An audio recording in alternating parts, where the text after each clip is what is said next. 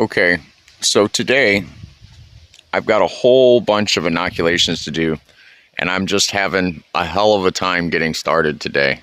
You know, I'm actually not even supposed to be up doing anything yet, but I can't. Just can't do that. I decided, you know, to get my ass up and moving and go for a walk through the woods. It's been so damn dry that, you know, probably won't find really anything much more than turkey tail today, and they'll probably be dried out maybe, but kind of gives you a chance to look at how beautiful the fall is. Even, you know, when things are dry and dead and, you know, it just won't rain, won't produce, you know, mushrooms. We can grow them at home, man. I'm out here walking my family's land, walking the edge of a soybean field here to a spot that I really like to enter the woods. And there's quite a few acres here. I mean, I could walk all day and not walk all this. But this year, this plot has given me so many clones. You know, so many things to forage and clone and things to learn and see. Lots of plants to learn about, trees to learn about. You know, learning to identify trees is a great way to learn to forage. You know, many things grow in association with trees. But today, this walk is just kind of enjoying the beauty of the woods. Once I get in here, I'll bring the video back and we'll see if we find anything. Okay, this is one of the easier areas that I enter the woods here. I mean, it's really, really very open, and there's some nice game trails to walk that leads me to some sections that I know when conditions are right. Harbor, Maitake, and Chicken of the Woods, I've found very close to this area. One thing, I was talking about tree identification. I'm going to keep this very short and sweet. What we're looking at here is sassafras. These little guys here, these are really easy to identify,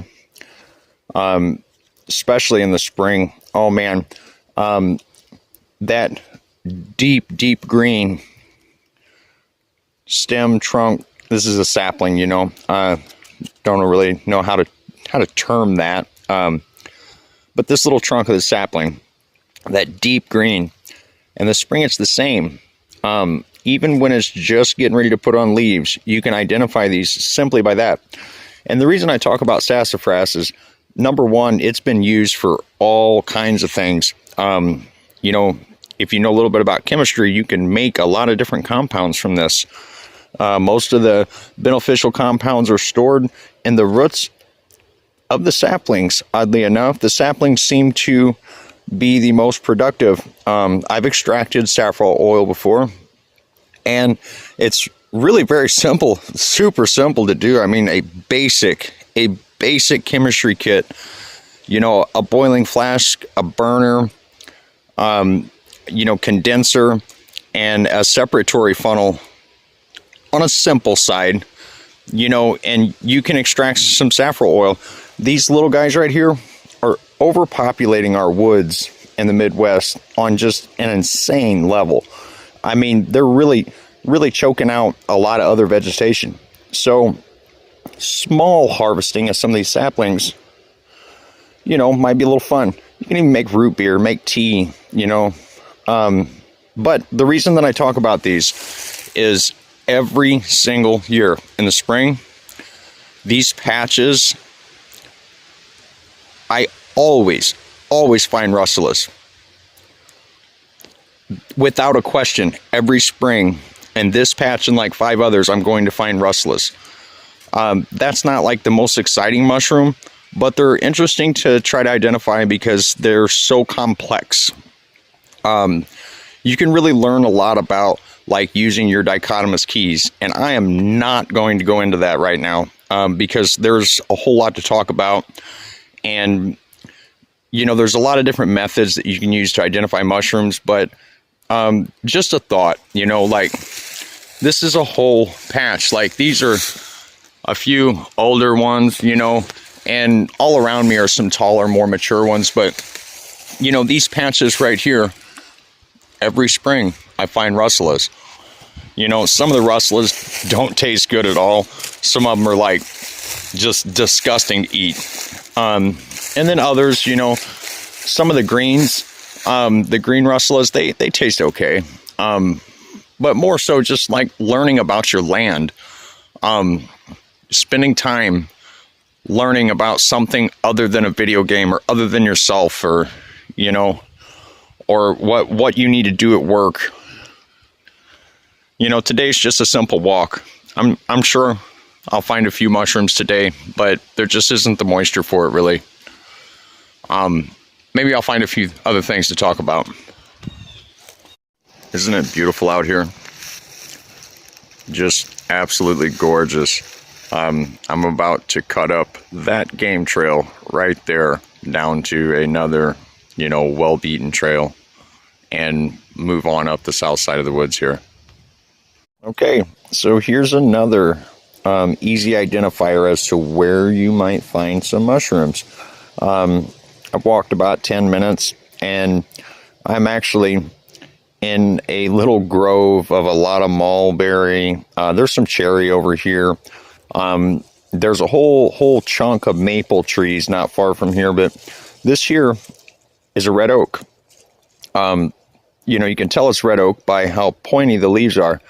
White oaks, you know, have a more rounded, kind of like lobed leaf, where this is, you know, much sharper edges. This is actually blown here. The host tree is right over here.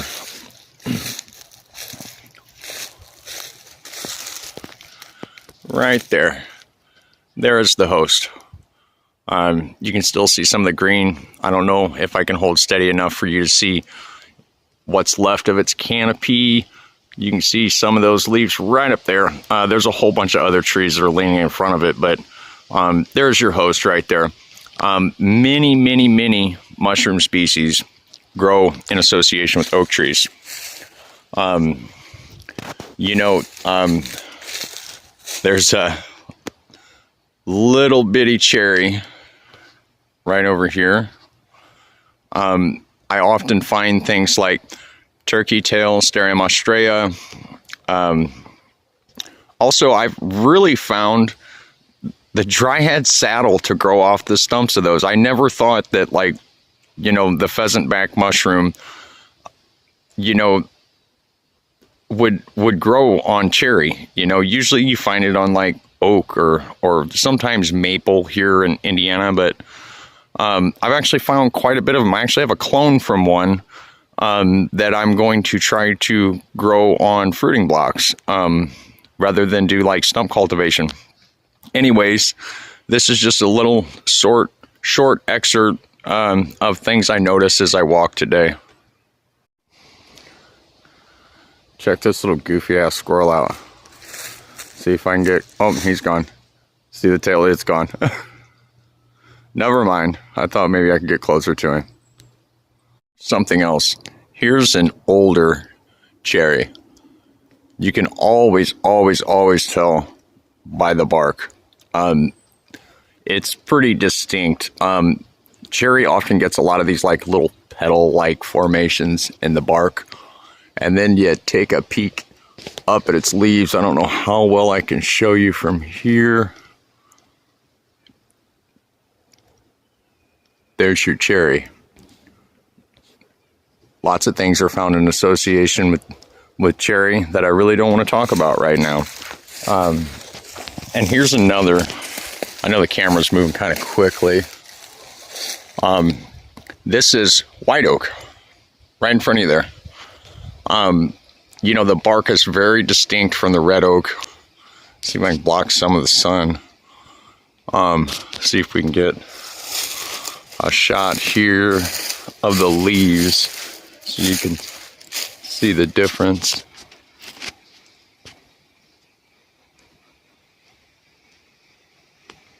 Wonder if you guys hear the turkeys.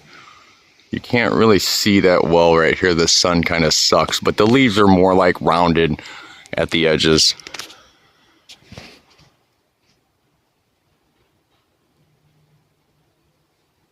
You hear the turkeys over there? I hope the video is picking it up.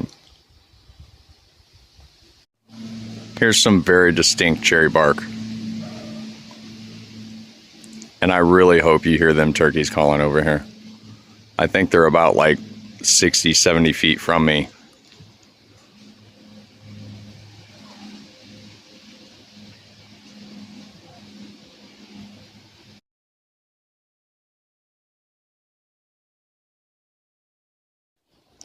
So here I am. I'm out in Indiana today. It's my home state. Doing a little mushroom hunting. Got some turkey tail here, Tremini's versicolor. Absolutely beautiful. And on this same log here, there's several different colors. You know, most of these are really good shapes. Some of them are not. But this is a wonderful, what they call medicinal mushroom.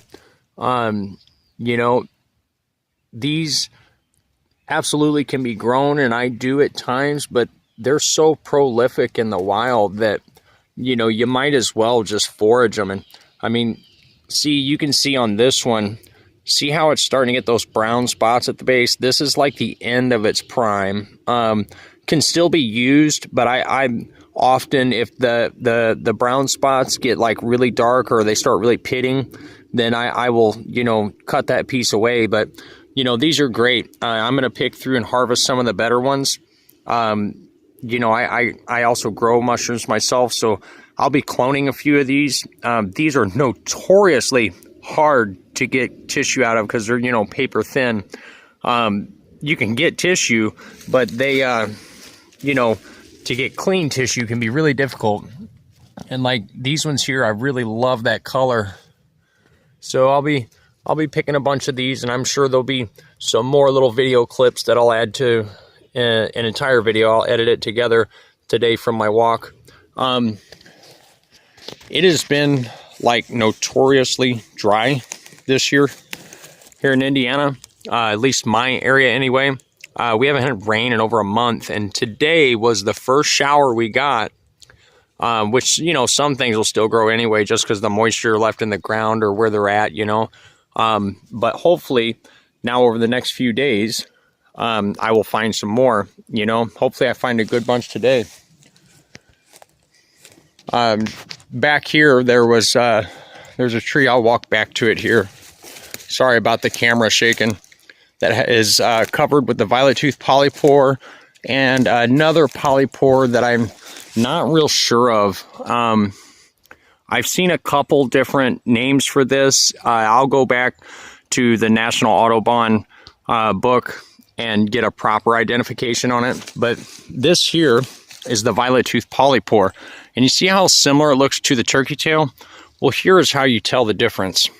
Let me pull one of these off here. You see how it's like feathery underneath? That's the indicator.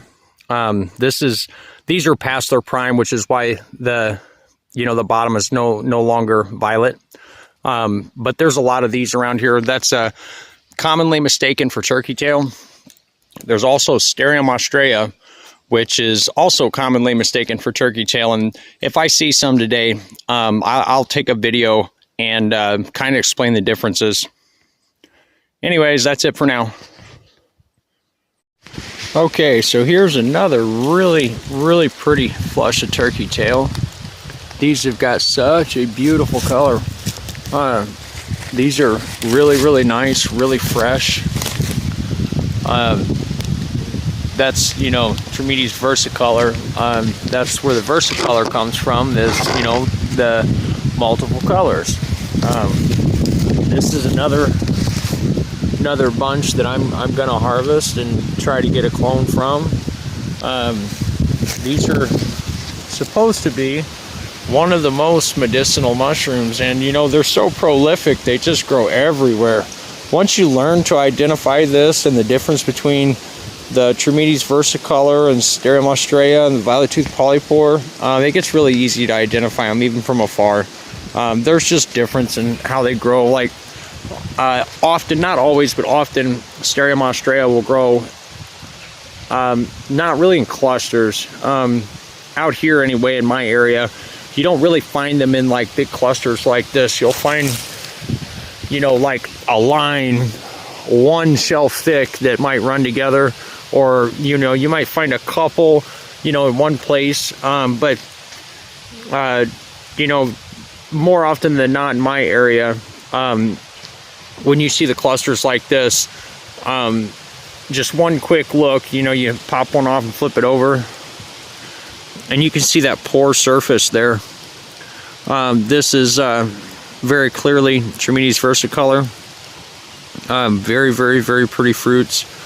Like I said, I'll be cloning these and then making tea and tinctures and stuff from these to give, you know, to the locals. A couple of my customers that get shiitake and oyster mushrooms off me, lion's mane and stuff like that, they love these tinctures.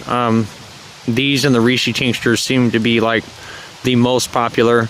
A lot of lion's mane tinctures, but not near as much as these, you know. A lot of people like to make tea with them, or boil them, strain the broth, and then use the broth in soups. I've seen several people do.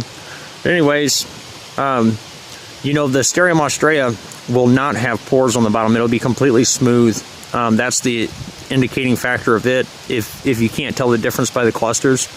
And the violet-toothed polypore looks like it has hair, you know. Once it, like the violet-toothed polypore, once it goes past its prime though, that will turn like whitish instead of violet. But yeah, I mean, just real simple. I'm not really finding much today but turkey tail, but I'm happy to find what I have. Any day in the woods is better than a day on the couch.